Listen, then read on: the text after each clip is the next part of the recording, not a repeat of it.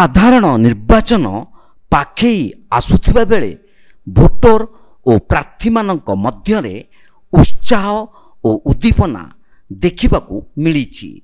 ଚତୁର୍ଥ ପର୍ଯ୍ୟାୟରେ ଟିକେଟ ଘୋଷଣା ସରିଥିଲେ ମଧ୍ୟ କାକଟପୁର ଆସନ ପାଇଁ କୌଣସି ଦଳ ପକ୍ଷରୁ ପ୍ରାର୍ଥୀ ଘୋଷଣା କରାଯାଇ ନାହିଁ।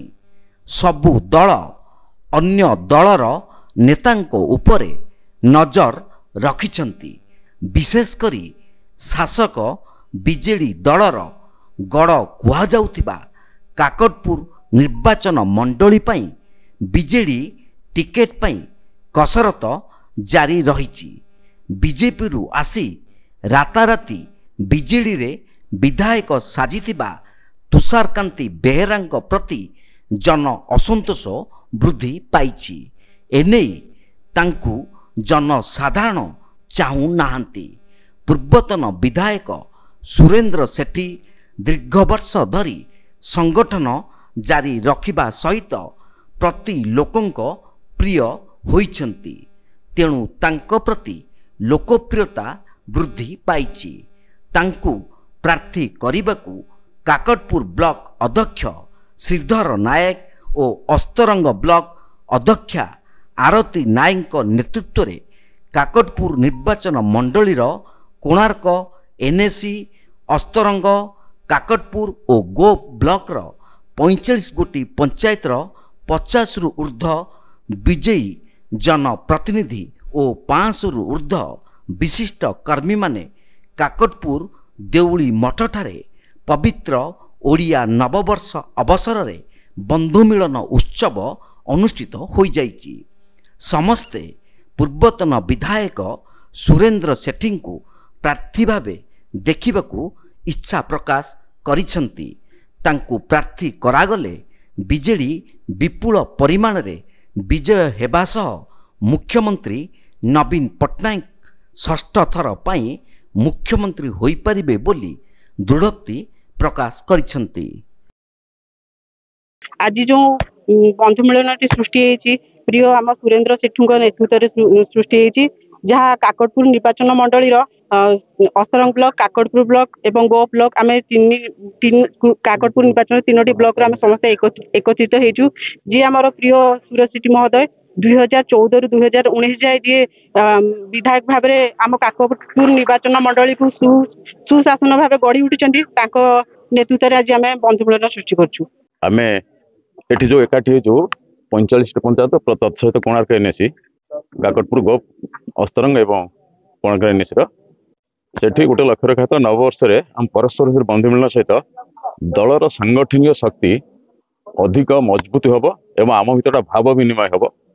जो भावर मूल उद्देश्य रोचे माननीय मुख्यमंत्री नवीन पट्टनायक को हाथ मुठा को सशक्त करने षष्ठ थर से ओडिशा रे पुनर्बार मुख्यमंत्री हे एवं भारत वर्ष नूतन रेकर्ड तैयारी करेंगे। एवं एठी आम जो बंधुमिलन तार नेतृत्व ये पूर्वतन विधायक सुरेन्द्र सेठी नेतृत्व ये आयोजन कर आज लक्ष्य। ए सर्वप्रथम माननीय मुख्यमंत्री दीर्घायु कामना करुच्ची। समस्त आमर ये उपस्थित थिबा नेतृत्व को मो सम्मान दूसरी। निर्वाचन कथा जो आज्ञा एटा तो स्वाभाविक कथा, जेहेतु निर्वाचन आसी द्वार मुहर ठक ठक गलानी तो सबुठ बड़ कथा है एठी एपर्यंत काकटपुर प्रार्थी घोषणा करा जाए नहीं। एथिपाई कर्मी महल समस्त किसी ना किसी मन अलग किसी गुंजरण भी सृष्टि होची।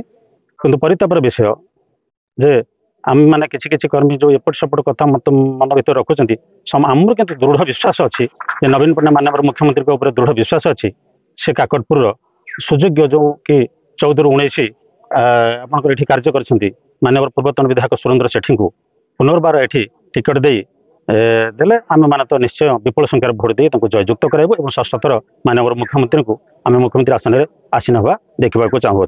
निर्वाचन तो अच्छे आम जाचे किंतु आम जो विजु जनता दल परिवार अच्छु काकटपुर निर्वाचन मंडल में आज शुभ दिन में आम समस्त एकत्रित हलु। आम भितर जो भाईचारा अच्छी आम ओडिया नववर्षर जो आम जहाँ नववर्ष ओडिया भाव में आम नौचे आज आम समस्त इच्छा प्रकाश कलु देउली मठ आम समस्त एकत्रित हेबु एवं नवीन बाबू शुभ मनसिबू षष्ठ थर केमी मुख्यमंत्री भाव में देखू से आम गोटे बंधु मिलन कर शुणु आम जी सब अच्छु आम जो मैंने सब सुरक्षित नेतृत्व आम जो मैंने अच्छु मान्यवर विधायक पूर्वतन जी थे सुरेंद्रनाथ सेठी तो 14 मसीह टिकेट पाई सुशासन देते किंतु गत 19 मसीह टिकेट पाई किंतु भाग्यर विडंबना टिकेट कटिला सत्वे से आम साथी रही आम सेवा जोगाई माध्यम आम दुई गोटी ब्लॉक सब आम हस्तगत हो नवीन बाबू हाथ मुठा टाण हो दुईट ब्लॉक चेयरमैन आम अच्छु भाई चेयरमैन अच्छु आउ गोटे ब्लॉक भाई चेयरमैन अच्छा कोणार्क एनएसी काउनसिलर अच्छा बहुत पंचायत सभापति अच्छा पूर्वतन जिला परिषद सभ्य अच्छा सभ्य अच्छा एवं सुधा दुई गोटे चेयरमैन सहित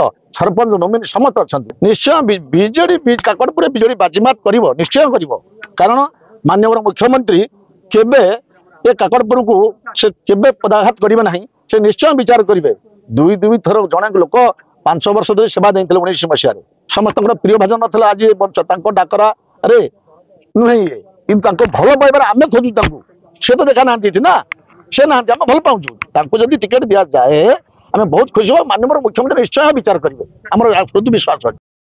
काकटपुर ज्ञानरंजन विश्वाल रिपोर्ट तीर्थक्षेत्र लाइव।